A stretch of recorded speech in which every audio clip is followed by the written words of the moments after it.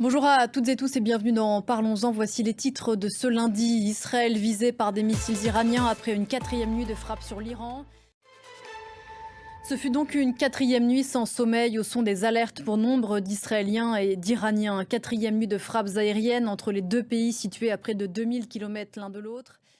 Donald Trump qui est arrivé au Canada, on va y revenir. Depuis le 7 octobre 2023, le Premier ministre israélien a ouvert plusieurs fronts contre le Hamas à Gaza, contre le Hezbollah au Liban, contre les Houthis du Yémen, ce qu'on appelle les proxys de l'Iran, des alliés de Téhéran aujourd'hui très affaiblis, tout comme la République islamique, dont nombre de hauts gradés ont été éliminés depuis vendredi. Jusqu'où Benyamin Netanyahou compte-t-il mener cette guerre? Écoutez depuis Jérusalem, Claire Duhamel. La réponse de l'Iran aux frappes israéliennes de vendredi a mis à rude épreuve les défenses aériennes de l'État hébreu. De quel système de défense antimissile dispose-t-il exactement? Le point avec Sophie Samaï. C'est dans ce contexte que se tient depuis hier au Canada le G7. Les chefs d'État des grandes démocraties libérales sont à Banff, dans les Rocheuses.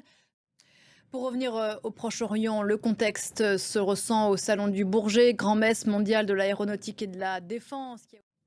Du foot à présent et la Coupe du Monde des clubs, le Paris Saint-Germain a étrenné avec sérieux son nouveau statut de champion d'Europe.